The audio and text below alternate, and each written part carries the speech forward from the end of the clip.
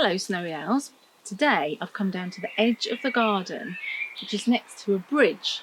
And the reason I've come down to be near the bridge is because I want to talk to you about some stories where there is a bridge which is quite important, and they invent a game which I know some of you have played before. The person that the stories are about is Winnie the Pooh, and as you can see, he's a very old and very well-loved little bear. My Winnie the Pooh from when I was little, when I was about your age. He's a little bit threadbare, he's lost his eyes and his nose, and at some point his little red jumper's got a bit tatty, but I think that just means that he was very loved. And do you know that the Winnie the Pooh stories are actually nearly 100 years old?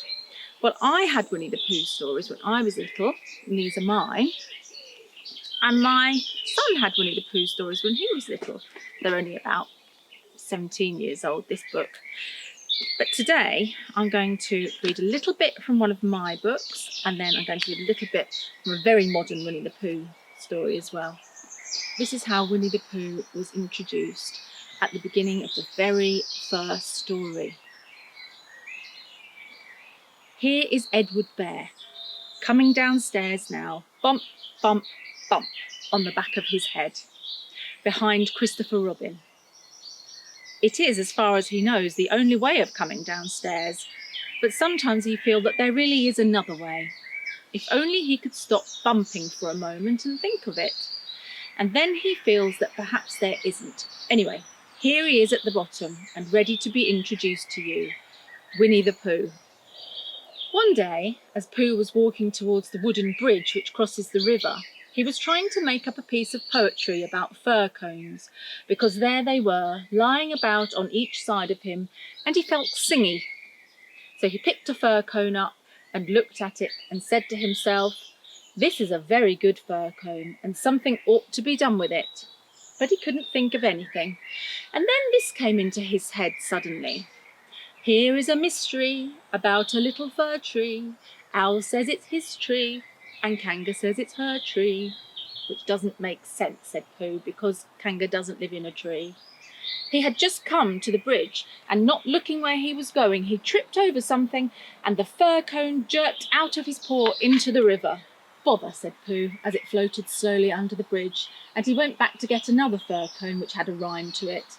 But then he thought that he would just look at the river instead, because it was a peaceful sort of day.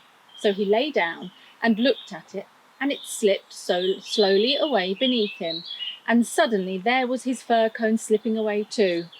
"That's funny. I dropped it on the other side," said Pooh, "and it came out on this side. I wonder if it wouldn't do it again." And he went back for some fir cones. It did. It kept on doing it.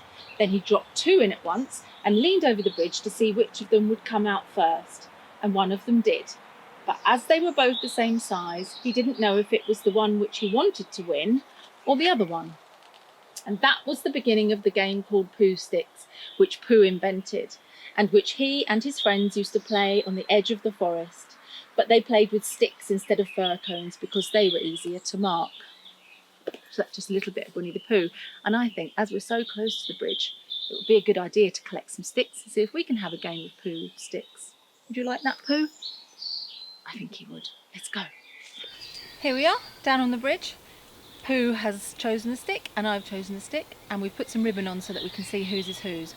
Mine's got some lilac ribbon and Winnie the Pooh's got a blue ribbon. So we're going to drop them into the river, being careful not to fall in ourselves. Are you ready?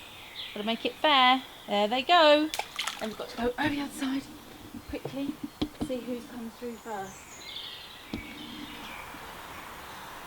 Here comes one, and it is mine. It's a purple one.